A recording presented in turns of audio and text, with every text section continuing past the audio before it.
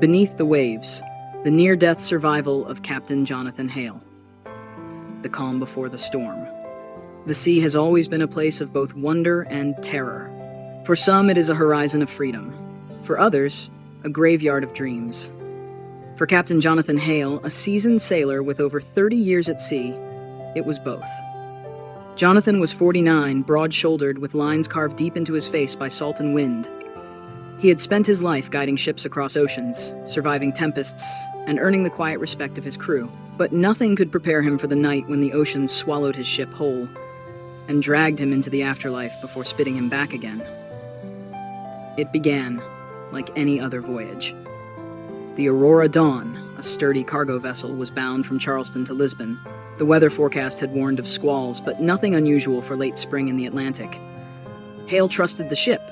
He trusted the sea. But trust can be shattered in seconds. The storm rises. 3 days into the voyage, the sky began to darken. The winds grew sharp. The waves rose higher, foaming at the edges like snarling beasts. By nightfall, the ship was battling a full-fledged storm. Rain slashed sideways, the deck pitched violently, and thunder roared like cannon fire. The crew strapped themselves to rails, hauling at ropes, shouting over the chaos. Jonathan gripped the wheel, teeth clenched, shouting orders through the storm. He had seen bad weather before, but this storm, it was alive, furious, relentless. Lightning split the sky, illuminating monstrous waves. Then came the sound every sailor dreads, the tearing of metal. A container had broken loose, crashing across the deck. Men scrambled. One was thrown into the sea, vanishing into the darkness. Jonathan's stomach clenched. "Man overboard," someone screamed. Before they could act, the ship lurched violently. Another wave, taller than the masts, slammed into them. The Aurora Dawn groaned, shuddered, and split. The fall into darkness, Jonathan was hurled into the freezing black water. His body hit hard, the cold like knives piercing his skin. He gasped, swallowing salt water, thrashing against the waves. The storm roared above him, a chaos of wind and sea. He tried to orient himself, but the current dragged him down. His lungs screamed. He fought upward, broke the surface for a second, only to be thrown beneath again. His vision blurred. Panic clawed at his chest, and then his strength failed. His arms grew heavy, his lungs burned, he surrendered, sinking into the abyss.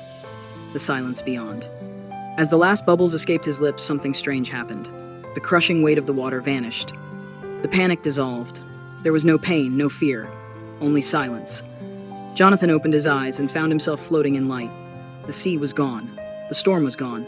Instead, a golden radiance surrounded him, warm and infinite. He looked down.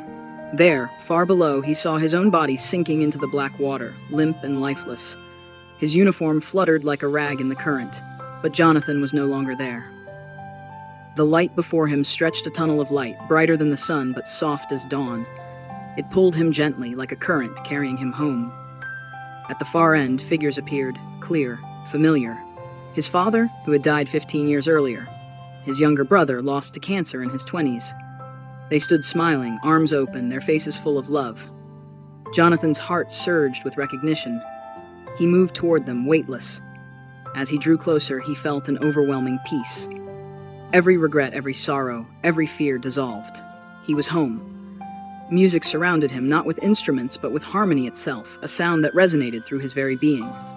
Colors more vivid than any sunset shimmered in the air. For the first time in his life, Jonathan felt complete. But then, another presence emerged. A voice vast and tender filled the light. It was not male or female, not loud or soft, but eternal.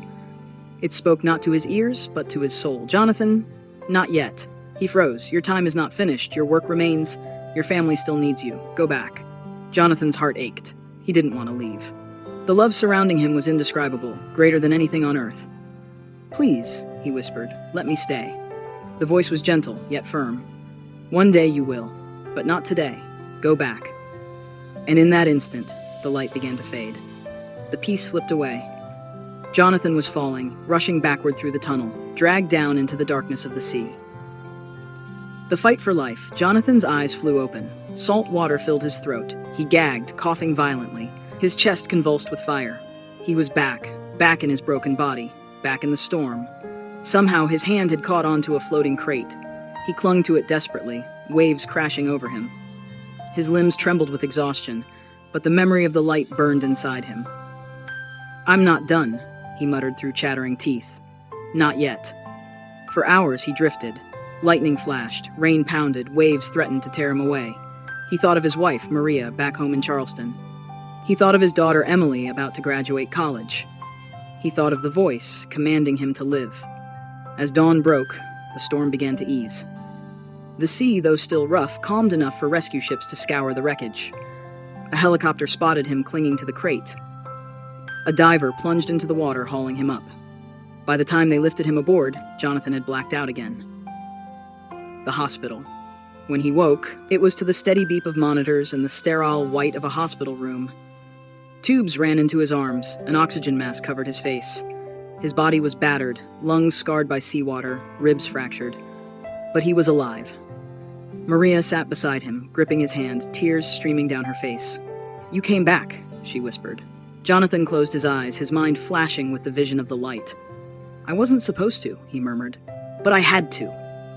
The aftermath recovery was grueling. Weeks of therapy, nights of nightmares, days when he could barely breathe. Survivor's guilt haunted him. Many of his crew had perished in the storm. Jonathan wrestled with grief, replaying their faces, their last shouts, their desperate eyes. Yet through the sorrow, a strange peace lingered. He had seen beyond the veil. He knew death was not an end, but a doorway.